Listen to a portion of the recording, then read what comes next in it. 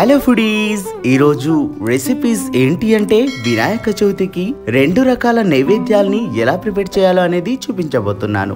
ఉండ్రల పాయసం మరియు పంచఖజ్జాయాన్ని ఎలా ప్రిపేర్ చేయాలో అనేది చూసేద్దాం. చాలా సింపుల్ వేలో ప్రసాదాన్ని బొజ్జ గణపతికి ఇలా నివేదించండి. ముందుగా ఒక మందంపాటి గిన్నెలో అర గ్లాస్ వరకు వాటర్ ని యాడ్ చేసుకోండి. అందులోనే ఒక కప్పు వరకు బెల్లాన్ని అయితే తురుముకొని యాడ్ చేసుకోండి.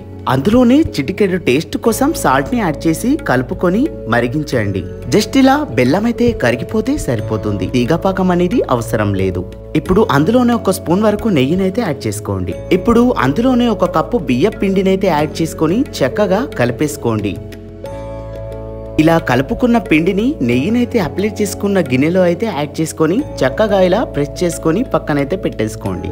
ఆ తర్వాత మీ చేతికి నూనె కానీ నెయ్యి కానీ అప్లై చేసుకొని ఇలా ఉండలుగా చేసుకొని పక్కనైతే పెట్టేసుకోండి. 2 స్పూన్ల వరకు బియ్య పిండిని యాడ్ చేసి కొన్ని వాటర్ని యాడ్ చేసి కలుపుకొని పక్కనైతే పెట్టేసుకోండి. ఆ తర్వాత మరో గిన్నెలో 1/2 లీటర్ వరకు వాటర్ని అయితే యాడ్ చేసుకోండి. అందులోనే ఒక కప్పు వరకు తురుముకున్న బెల్లం, అర కప్పు వరకు పచ్చి కొబ్బరి తురుమునైతే యాడ్ చేసుకోండి. 1/2 స్పూన్ వరకు యాలకుల పౌడర్ని యాడ్ చేసుకొని చక్కగా కలుపుకొని మరిగించండి.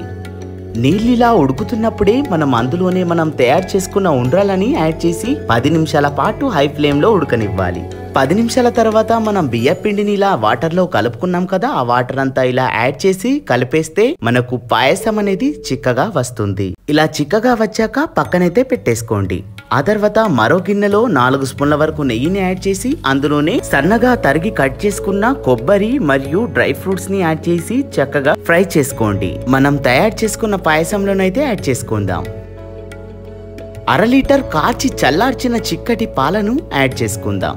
చల్లార్చిన పాలను యాడ్ చేయడం వల్ల పాలు అనేవి విరిగిపోకుండా మనకు పాయసం అనేది బాగా వస్తుంది. పాయసం అయితే అయిపోయింది. నెక్స్ట్ రెసిపీలో అయితే వెళ్ళిపోదాం.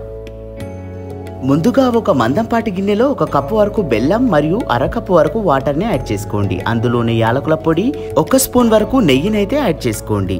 బెల్లం అంతా కరిగి తీగపాకం వచ్చే వరకు ఇలా కలుపుకొని స్టవ్ నైతే ఆఫ్ చేసుకోండి.